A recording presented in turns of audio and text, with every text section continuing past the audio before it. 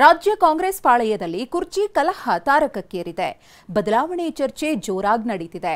ಒಂದು ಕಡೆ 5 ವರ್ಷ ನಾನೇ ಸಿಎಂ ಅಂತ ಹೇಳ್ತಾ ಇದ್ರೆ, ಮತ್ತೊಂದು ಕಡೆ ಡಿಸಿಎಂ ಡಿಕೆ ಪ್ರಾರ್ಥನೆ ಫಲ ಕೊಡುತ್ತೆ ಅಂತಿದ್ದಾರೆ. ಇದರ ನಡುವೆ ಸಿಎಂ ಸಿದ್ದರಾಮಯ್ಯನವರಿಗೆ ರಾಷ್ಟ್ರ ಮಟ್ಟದಲ್ಲಿ ದೊಡ್ಡ ಹುದ್ದೆ ಕೊಟ್ಟಿರುವುದು ಮತ್ತೊಂದು ಚರ್ಚೆಗೆ ಗ್ರಾಸವಾಗಿದೆ.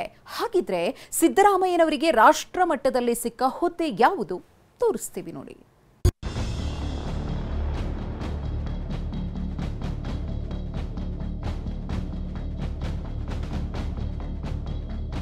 ಒಬಿಸಿ ಮತ ಸೆಳೆಯಲು ಕೈ ತಂತ್ರ, ಸಿದ್ದರಾಮಯ್ಯಗೆ ರಾಷ್ಟ್ರಮಟ್ಟದ ಹುದ್ದೆ. ಎಐಸಿಸಿ ಹಿಂದುಳಿದ ವರ್ಗಗಳ ರಾಷ್ಟ್ರೀಯ ಸಲಹಾ ಮಂಡಳಿಗೆ ಸಿದ್ದು ಸಾರಥ್ಯ. ಸಿದ್ದರಾಮಯ್ಯ ನಿವೃತ್ತಿ, ಸಿಎಂ ಬದಲಾವಣೆ, ಬಾಂಬ್ ಸಿಡಿಸಿದ ಕಮಲ ಪಡೆ. ಸಿದ್ದರಾಮಯ್ಯ ಕಾಂಗ್ರೆಸ್ ಪಡೆಯ ಟಗರು, ಪ್ರಸ್ತುತ ರಾಜ್ಯ ರಾಜಕಾರಣದ ಮಾಸ್ ಲೀಡರ್, ಹಿಂದುಳಿದ ವರ್ಗಗಳ ನಾಯಕ ಅಂತಾನೆ ಖ್ಯಾತಿ ಪಡೆದಿದ್ದಾರೆ. ಇದೀಗ ಸಿದ್ದರಾಮಯ್ಯರ ಇದೇ ಖ್ಯಾತಿಯನ್ನ ರಾಷ್ಟ್ರಮಟ್ಟದಲ್ಲಿ ಬಳಸಿಕೊಳ್ಳೋದಕ್ಕೆ ಕಾಂಗ್ರೆಸ್ ಮುಂದಾಗಿದೆ. ಸಿದ್ದರಾಮಯ್ಯಗೆ ರಾಷ್ಟ್ರಮಟ್ಟದಲ್ಲಿ ದೊಡ್ಡ ಜವಾಬ್ದಾರಿಯನ್ನ ನೀಡಲಾಗಿದೆ. ಅದೇನಂದ್ರೆ ಎಐಸಿಸಿ ಹಿಂದುಳಿದ ವರ್ಗಗಳ ರಾಷ್ಟ್ರೀಯ ಸಲಹಾ ಮಂಡಳಿಯನ್ನ ರಚಿಸಿದೆ. ಒಬಿಸಿ ವರ್ಗದ ಮತವನ್ನ ಭದ್ರಗೊಳಿಸುವ ನಿಟ್ಟಿನಲ್ಲಿ ಈ ಸಲಹಾ ಮಂಡಳಿ ಕಾರ್ಯನಿರ್ವಹಿಸಲಿದೆ. ಎಐಸಿಸಿ ರಚನೆ ಮಾಡಿರುವ ಹಿಂದುಳಿದ ವರ್ಗಗಳ ರಾಷ್ಟ್ರೀಯ ಸಲಹಾ ಮಂಡಳಿಗೆ ಸಿದ್ದರಾಮಯ್ಯ ಸಾರಥ್ಯ ವಹಿಸಲಿದ್ದು, ಜುಲೈ 15ಕ್ಕೆ ಬೆಂಗಳೂರಿನಲ್ಲಿ ಈ ಸಲಹಾ ಮಂಡಳಿಯ ಮೊದಲ ಮೀಟಿಂಗ್ ನಡೆಯಲಿದೆ. ಸಿದ್ದರಾಮಯ್ಯ ಸೇರಿ 4 ಮಾಜಿ ಸಿಎಂಗಳು ಈ ಒಬಿಸಿ ಸಲಹಾ ಮಂಡಳಿಯಲ್ಲಿದ್ದಾರೆ. ಕರ್ನಾಟಕದವರೇ ಆದ ಬಿಕೆ ಹರಿಪ್ರಸಾದ್, ಮಾಜಿ ಸಿಎಂ ವೀರಪ್ಪ ಮೊಯ್ಲಿ ಸಹ ಮಂಡಳಿಯಲ್ಲಿದ್ದು, ಈ ರಾಷ್ಟ್ರೀಯ ಸಲಹಾ ಮಂಡಳಿಯಲ್ಲಿ 24 ಸದಸ್ಯರಿದ್ದಾರೆ. ಅಷ್ಟಕ್ಕೂ ಎಐಸಿಸಿಯ ನಿರ್ಧಾರದ ಹಿಂದೆ ಕಾಂಗ್ರೆಸ್ನ ಮಾಸ್ಟರ್ ಪ್ಲಾನ್ ಅಡಗಿದೆ. ಅದೇನಂದ್ರೆ, ದೇಶದ ಜನಸಂಖ್ಯೆಯ ಅರ್ಧದಷ್ಟು ಒಬಿಸಿ ಅಂದ್ರೆ ಇತರೆ ಹಿಂದುಳಿದ ವರ್ಗದ ಜನಸಂಖ್ಯೆ ಇದೆ. ಕಾಂಗ್ರೆಸ್ ಮುಂದಿನ ದಿನಮಾನಗಳಲ್ಲಿ ಹಿಂದುಳಿದ ವರ್ಗಕ್ಕೆ ಹೆಚ್ಚಿನ ನಾಯಕತ್ವ ನೀಡುವ ಬಗ್ಗೆ ಆಲೋಚನೆ ಮಾಡಿದ್ದು, ಹಿಂದುಳಿದ ವರ್ಗದ ದೊಡ್ಡ ಮತ ಬ್ಯಾಂಕ್ ಗಟ್ಟಿ ಮಾಡುವ ಪ್ಲಾನ್ ರೂಪಿಸಿದೆ. ಇದಕ್ಕೆ ಪೂರಕವಾಗಿ ಒಬಿಸಿ ವರ್ಗವನ್ನ ಭದ್ರಗೊಳಿಸುವ ಬಗ್ಗೆ ರಾಹುಲ್ ಗಾಂಧಿ ಸಹ ಈ ಹಿಂದೆ ಮಾತನಾಡಿದ್ರು. ಸಿಡಬ್ಲ್ಯೂಸಿ ಸಭೆಗಳಲ್ಲಿ ಒಬಿಸಿ ವರ್ಗದ ಬಗ್ಗೆ ರಾಹುಲ್ ಗಾಂಧಿ ಪ್ರತಿಪಾದಿಸಿದ್ರು. ಇದರ ಮುಂದುವರಿದ ಭಾಗವಾಗಿ ಒಬಿಸಿ ಸಲಹಾ ಮಂಡಳಿ ಅಸ್ತಿತ್ವಕ್ಕೆ ಬಂದಿದೆ. ಇದಕ್ಕೆ ಸಿದ್ದರಾಮಯ್ಯರ ಅನುಭವವನ್ನ ಬಳಸಿಕೊಳ್ಳಲು ಚಿಂತನೆ ನಡೆಸಲಾಗಿದೆ. ಮೊದಲ ಹಂತದಲ್ಲಿ ಜಾತಿ ಜನಗಣತಿ, ಒಬಿಸಿ ವರ್ಗಕ್ಕೆ ಮೀಸಲಾತಿ ಹೆಚ್ಚಳ ಸೇರಿದಂತೆ ಹಲವು ಹೋರಾಟ ರೂಪಿಸಲು ಅಖಿಲ ಭಾರತ ಕಾಂಗ್ರೆಸ್ ಸಮಿತಿ ಮುಂದಾಗಿದೆ.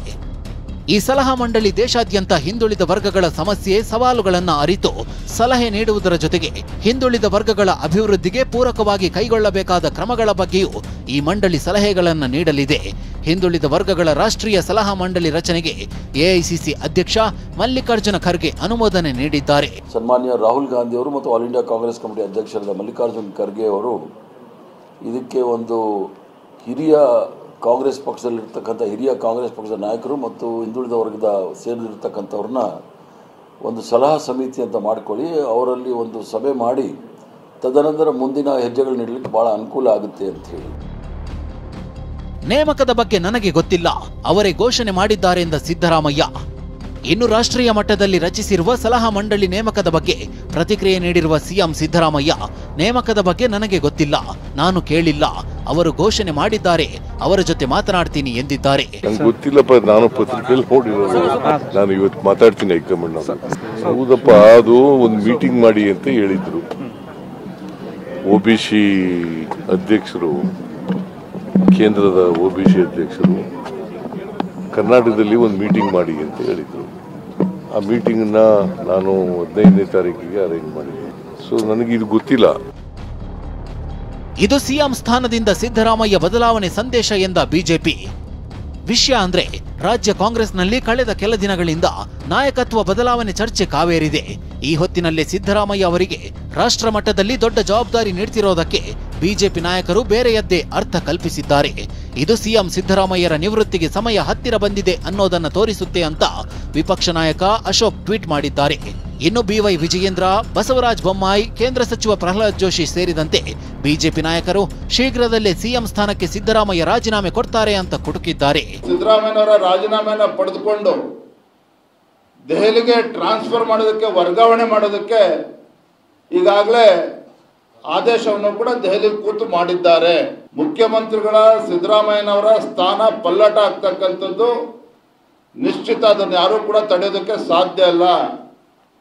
ಸಿದ್ದರಾಮಯ್ಯನವರು ಅತಿ ಶೀಘ್ರದಲ್ಲೇ ಮುಖ್ಯಮಂತ್ರಿ ಸ್ಥಾನಕ್ಕೆ ರಾಜೀನಾಮೆ ಕೊಡ್ತಕ್ಕಂಥದ್ರಲ್ಲಿ ಯಾವುದೇ ವ್ಯತ್ಯಾಸ ಆಗೋದಕ್ಕೆ ಸಾಧ್ಯ ಇಲ್ಲ. ಈಗಾಗಲೇ ಪೈಪೋಟಿ ಕಾಂಗ್ರೆಸ್ ಪಕ್ಷದಲ್ಲಿ ಜೋರಾಗಿ ನಡೀತಾ ಇದೆ. ನೋಡ್ರಿ, ಸಿದ್ದರಾಮಯ್ಯ ಅವರಿಗೆ ಇಲ್ಲೇ ಸಂಭಾಳಿಸ್ಲಿಕ್ಕೆ ಆಗ್ತಾ ಇಲ್ಲ. ಅವರು ದೇವ್ರು ಒಳ್ಳೇದು ಮಾಡಲಿ. ನನಗನ್ಸೋದು ಸಾವಕಾಶವಾಗಿ ಅವರನ್ನು ನಾವು ನಿಮ್ಮ ರಾಷ್ಟ್ರೀಯ ರಾಜಕಾರಣಕ್ಕೆ ತಗೋತೀವಿ, ನೀವು ಇಲ್ಲಿ ಜಾಗ ಖಾಲಿ ಮಾಡಿ ಬರ್ರಿ, ಅದಕ್ಕೆ ಆ ರೀತಿಯ ಒಂದು ಉದ್ದೇಶ ಕಾಣ್ತದ. 2.5 ವರ್ಷ ಆಗ್ತಾ ಬಂದಿದೆ. ಆಲ್ರೆಡಿ ಅವ್ರಿಗೆ ದಿಲ್ಲಿಯಲ್ಲಿ ಜವಾಬ್ದಾರಿ ಇದೆ, ಅದಕ್ಕೆ ದಿಲ್ಲಿ ಕರೆಸ್ಕೋತಾ ಇದೆ ಅಂತ ಹೇಳುವಂಥ ಒಂದು ಸಂಕೇತವನ್ನು ನಾನು ನೋಡ್ತಾ ಇದ್ದೆ. ಸಿದ್ದರಾಮಯ್ಯ ಅವರಿಗೆ ಡಿಮೋಷನ್ನ ಪ್ರಮೋಷನ್ನ ಎಂಬುದು ಸಿದ್ದರಾಮಯ್ಯ ಅವರು ಹೇಳಬೇಕು. ಕರ್ನಾಟಕದಲ್ಲಿ ಸಾರ್ವತ್ರಿಕವಾಗಿ ನೋಡುವುದು ಒಂದು ರೀತಿಯಲ್ಲಿ ಸಿದ್ದರಾಮಯ್ಯದ ಡಿಮೋಷನ್ ಅಂತ.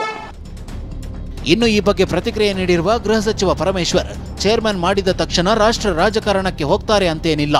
ಹಿಂದಿನಿಂದಲೂ ಸಿದ್ದರಾಮಯ್ಯ ಹಿಂದುಳಿದ ಕ್ಷೇಮಾಭಿವೃದ್ಧಿ ಕೆಲಸ ಮಾಡಿದ್ದಾರೆ, ಹೀಗಾಗಿ ಜವಾಬ್ದಾರಿ ಕೊಟ್ಟಿದ್ದಾರೆ ಎಂದಿದ್ದಾರೆ. ಚೇರ್ಮನ್ ಮಾಡಿದ್ದಾರೆ ಅಂದಾಕ್ಷಣಕ್ಕೆ ರಾಷ್ಟ್ರ ರಾಜಕಾರಣಕ್ಕೆ ಹೋಗಬೇಕು ಅಂತೇನಿಲ್ಲ. ಅವರು ಅನುಭವ ಇದೆ. ಹಿಂದುಳಿದ ಸಮುದಾಯಗಳ ಕ್ಷೇಮಾಭಿವೃದ್ಧಿಗೆ ಅವರು ಮೊದಲಿಂದನೂ ಕೂಡ ಕೆಲಸ ಮಾಡ್ಕೊಂಡು ಬಂದಿದ್ದಾರೆ, ಅನುಭವ ಇದೆ. ಆಮೇಲೆ ಈಗಿರುವಂಥ ನಾಯಕರಲ್ಲಿ ಹೆಚ್ಚು ಈ ವಿಷಯದಲ್ಲಿ ಅನುಭವ ಇರೋದು ಅವರಿಗೆ ಅಂತೇಳಿ ಅದಕ್ಕೆ ಅವ್ರಿಗೆ ಕೊಟ್ಟಿದ್ದಾರೆ. ಅದೇನೇ ಇದ್ರೂ ಸಿದ್ದರಾಮಯ್ಯಗೆ ರಾಷ್ಟ್ರ ಮಟ್ಟದಲ್ಲಿ ದೊಡ್ಡ ಜವಾಬ್ದಾರಿ ಕೊಟ್ಟಿರುವುದು ನಾನಾ ಚರ್ಚೆಗೆ ಕಾರಣವಾಗಿದೆ. ಪ್ರಸನ್ನ ಗಾಂವ್ಕರ್, TV9 ಬೆಂಗಳೂರು.